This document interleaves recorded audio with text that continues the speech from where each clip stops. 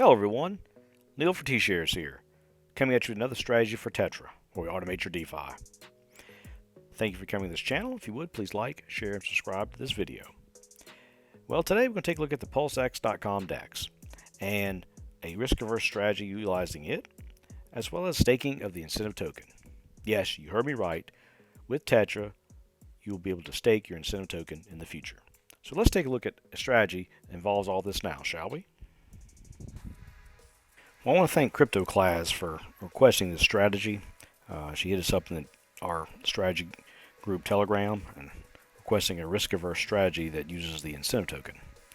And so she's a fellow YouTuber, and I'll have a link to her channel in this video and the description below.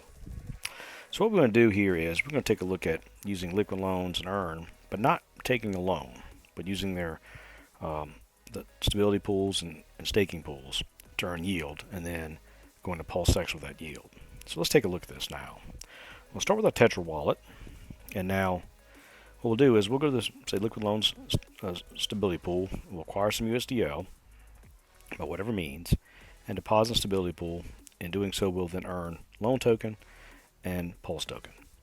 That loan token can be deposited into the loan staking pool, and it will yield out more USDL and more pulse token. Now we do the exact same thing over on the Power Cities Earn protocol with PXDC stablecoin.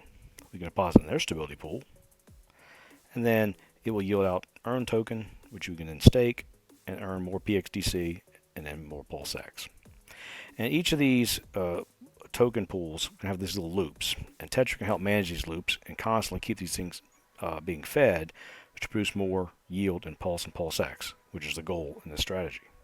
Now, once we acquire enough Pulse and PulseX, we can then go to the PulseX DEX and then utilize our farms. And the first pair, and then probably the most popular pair that will be on there, will be the PulseX pair. And depositing these farms, you will earn incentive token as yield, as well as fees. Now, what we do with the incentive token here is up to you. There are several options on the DEX with these different farm options, and so the incentive token will have its own price action. They'll be independent, and this is where people can really wreck themselves if they're not careful. So we have one option. We could take and some of the incentive token as yield and pair it with some pulse and farm it, because usually the APYs here are really high in there to incentivize this type of liquidity provision. Now, we must take in mind, though, that doing this incurs a permanent loss risk, because if the incentive token starts losing value, people will dump it for the pulse. And if you are providing liquidity, because it's a V2 pair, you lose all your pulse and be left with the incentive token with a low value. Okay? But where there's risk, there's reward. So it could be for a time, if you did this, you could have, if the APY is high enough, you can make some extra money in fees and incentive tokens. Okay? And the same is true on the PulseX incentive token pair. So again, a permanent loss risk is possible, so be careful. And then with TETRA, it can even manage this for you, because you can have thresholds of certain APYs on this, or price action of the incentive token specifically, to manage your liquidity. And when it's in a certain range that you're not comfortable with, it can pull it for you. Okay.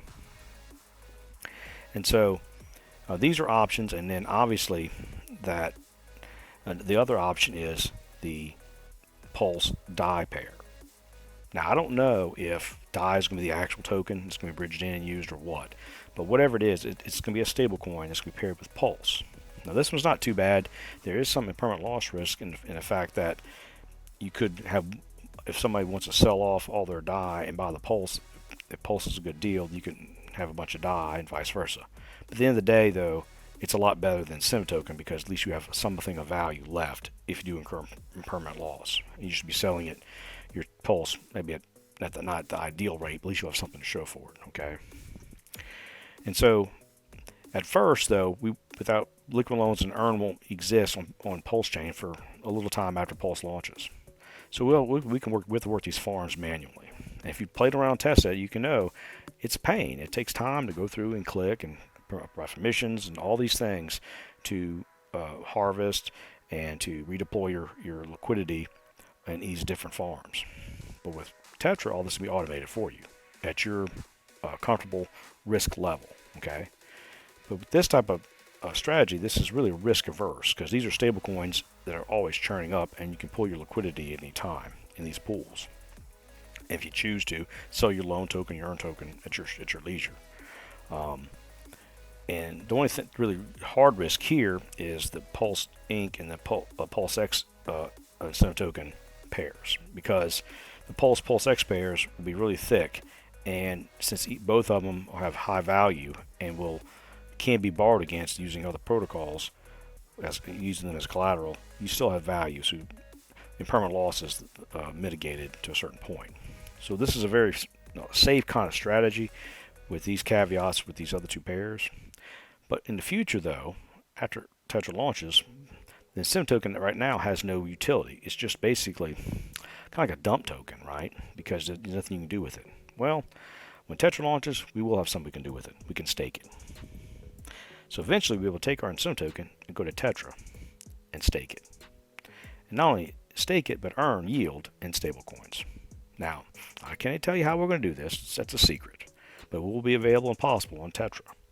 And that gives us a use case for the incentive token that you can get in the PulseX DEX. So I hope you can see the benefit of utilizing TETRA to manage this type of strategy. It's not really complicated, but if every day you had to come in and move your money around in each stability pool and each protocol, then go to the DEX and then harvest your fees, then redeploy whatever profits you have into whichever farm you wish to do, or take your profits and do what you want with them, it would take time. But when TETRA launches, all this can be automated, and then you can stake your incentive token, earn more fees, and continue to loop this over and over again, building more and more yield over time. And that's the goal, to allow you more of your time back to yourself, to things that matter most. Well, I hope you can see how valuable TETRA will be for us in the future. Because when mainnet launches for Pulse Chain, we'll all be sitting in front of our computers for extended periods of time managing our tokens. And with TETRA, it'll be able to handle all this for us with a simple drag and drop user interface. And on top of that, you'll be able to take your incentive token and stake it with TETRA. So shout out again to Crypto Class for requesting a strategy. I want to thank you all for looking at this channel. If you would, please like, share, and subscribe. And if you have any questions or comments about how TETRA works, or different strategies, or requests for custom strategies, please look in the description below. We have links to our Telegram channels. We'll be glad to help anybody who comes in who has any questions. Well, that's all for today.